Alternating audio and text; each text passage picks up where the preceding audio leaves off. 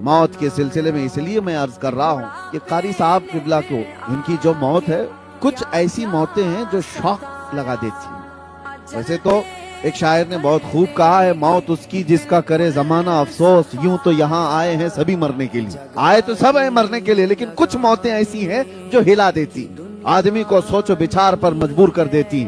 جوان بندہ ہٹا کٹا ایک دن پہلے اسی مسجد سے وہ میرے پاس آئے تھے، ایک دن پہلے کی بات کر رہا ہوں۔ وکرولی پارک سائٹ آئے، کافی دیر تک بیٹھے رہے، گفتگو ہوتی رہی، اور انہوں نے کہا کہ حضرت مجھے اس سال رمضان میں مدینہ شریف جانا ہے۔ تو میں نے کہا قاری صاحب کیا تراویح نہیں پڑھا ہوگے؟ نہیں، اس سال ایسا ہے کہ برسوں بعد میں چھٹی لے رہا ہوں مسجد سے، ہماری ٹرسٹ نے دوسرے تراویح کے لیے یعنی حافظ کے لیے دوسرے کا وہ انتظام کرنے کے لیے میں نے کہہ دیا ہے۔ انہوں نے خود مجھے ٹرسٹ نے کہا کہ آپ جانا چاہیں رمضان مدینے میں گزار لیجیے۔ کہا بہت اچھی بات ہے۔ ہم حافظ لوگوں کا ایک بڑا مسئلہ یہ، میں خود 25 سال سے تراویح سنا رہا ہوں، الحمدللہ، اللہ تعالیٰ سلامت رکھے اور قائم رکھے۔ اور پچھلے سال، اس سے پہلے سال میں نے اندر بھی تراویح چھوڑی نہیں ہے، پوری تراویح پڑھائی۔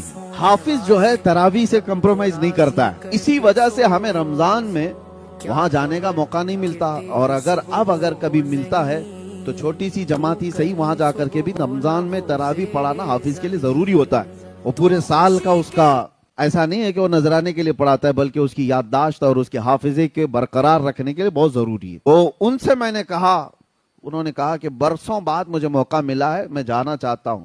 بہت اچھی بات ہے۔ پھر میرے ساتھ ہمارے وہ ادارے میں آئے، کچھ کام چل رہا تھا، کہا ہمارے پاس پی او پی والے ہیں، لڑکوں کو میں بھیج دیتا ہوں، اور یہ تمام باتیں ہوئی، نکل گئے، اور میں اجمیر شریف کے سفر پر میں پلین میں بیٹھا تھا، اسی وقت فون آیا کہ قاری صاحب کا انتقال ہو گیا۔ یقین نہیں ہوتا، یہ کچھ ایسی خبریں ہوتی ہیں۔ اس کے بعد پھر میرے عزیزو، یہ جو شاکنگ نیوز ہوتی ہے نا، اس طرح کی ہلا دینے والی، تب بندے کو بہت زیادہ سنبھل جانا چاہیے۔ جو رات کا کھانا ہمارے ساتھ کھایا ہو اور ناشتے کے وقت وہ قبر میں سویا ہو، یہ ہے دنیا بدل جاتی ہے، پوری دنیا بدل گئی۔ ایک شام پہلے جو مغرب پڑھایا ہو اور دوسری شام مغرب میں وہ قبرستان میں سویا ہو، پوری دنیا تبدیل ہو جاتی ہے۔ آج ہم یہاں بیٹھے ہیں، ہم میں سے کسی کو نہیں پتا فجر ملنے والی ہے نہیں۔